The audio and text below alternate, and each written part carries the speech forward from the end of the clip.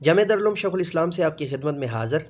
सफ़ा नंबर 22 मिनहाजुल बलागा की पढ़ाई शुरू करते हैं। चलिए, तनाफ़ुर हरूफ, ग़राबत, मुखालफत क़यास।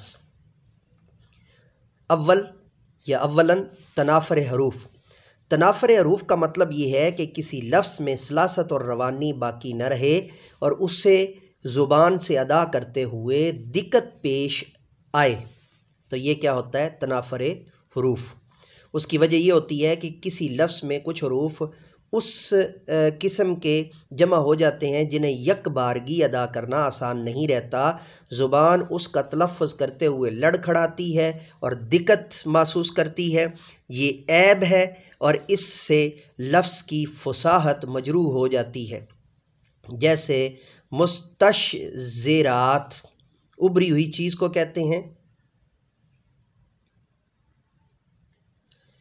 ये लफ्ज़ फसी नहीं है क्योंकि इसमें दो हरूफ शीन और ज़े यके बाद दीगरे आ गए हैं, जिनकी वजह से इस लफ्ज़ की सलासत गारत हो गई है और वो आसानी से ज़ुबान पर नहीं चढ़ता, बल्कि पहले ज़ुबान तवक्कुफ़ करती है।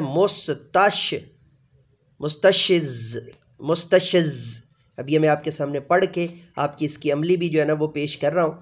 तो ये जो है वो सलासत गारत हो गई है और वो आसानी से ज़ुबान पर नहीं चढ़ता, बल्कि पहले ज़ुबान तवक्कुफ़ करती, लड़खड़ाती और फिर मुश्किल उसका तलफ़्फ़ुज़ करती है। दवैम सानियन ग़राबत।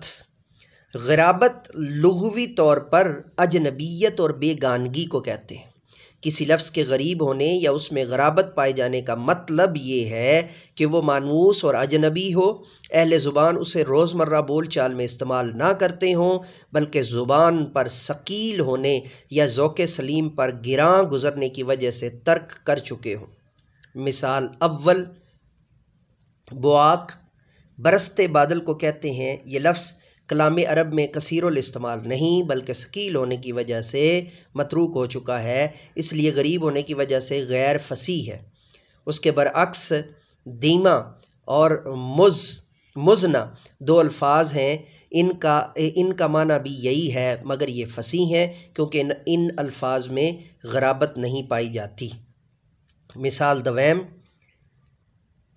मुसरज, तलवार की तरह तेज़ या चिराग की तरह रोशन नाक को कहते हैं।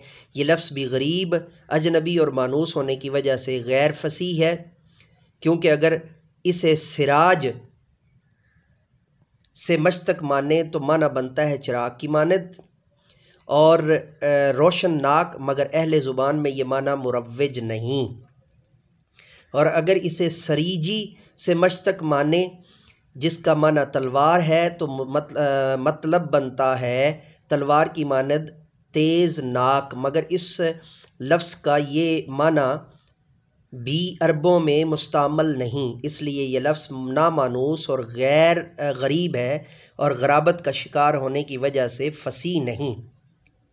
नंबर 3 सवैम सालिसन मुखालफत क़यास। मुखालफत क़यास का मतलब ये है कि कोई लफ्ज़ इल्म और सर्फ़ के कानून और कायदे के ख़िलाफ़ हो और उसकी बनावट वैसी ना हो जैसी कायदे के मुताबिक होनी चाहिए। जैसे अजलल, ये इसमें तफ़ज़ील का सीगा है, इसे अजल होना चाहिए था, क्योंकि इल्म और सर्फ़ का कानून है कि जब किसी लफ्ज़ में एक जिन्स के दो हरूफ जमा हो जाएं तो उन्हीं इदगाम कर दिया जाता है। मज़कूरा मिसाल में चूँकि इदगाम नहीं किया गया, इसलिए ये गैर फसी है। फ़ुसाहत फ़िल कलाम की शराइत। कलाम यानी जुमले में फ़ुसाहत और उस वक्त पैदा होती है जब वह मुदरजा झैल 3 नकाइस व अयूब से पाक हो। तनाफ़ुर कलमात, ताकीद, ज़ोफ़े तालीफ़। तनाफ़ुर कलमात अव्वलन, ताकीद सानियन, ज़ोफ़े तालीफ़ सालिसन। साहिबे किताब ने, आप सरकार ने इसकी तरतीब यही बयान फरमाई है। अव्वलन तनाफ़ुर कलमात, इसका मतलब ये है कि जुमले में रवानी और सलासत बाकी न रहे, बल्कि इसे अदा करते हुए ज़ुबान पर सिकल वाक़े हो, वो उलझे और लड़खड़ाए। उसकी वजह ये होती है कि बाज़ औक़ात जुमले में चंद अल्फाज यके बाद दीगरे उस किस्म के जमा हो जाते हैं जो यकबारगी अदा नहीं हो सकते, एक दूसरे के बाद उन्हीं ज़ुबान से निकालना दुश्वार हो जाता है, हालांकि वही अल्फाज अपनी अपनी जगह सलीस व फसीह होते हैं। अगर जुमले में चंद अल्फाज के इज्तमा से इस किस्म की गिरानी पैदा हो जाए तो उसे, अब यहाँ पर मैं जुमला आगे मुकम्मल कर दूँ, तनाफ़र कलमात से ताबीर करते हैं। ये ऐब और फसीह कलाम के लिए इस नक्स व ऐब से पाक होना ज़रूरी है। हम सफ़ा नंबर 23 की पढ़ाई मुकम्मल कर चुके हैं और सफ़ा नंबर 24 की जो है वो पढ़ाई हम अलग से करेंगे।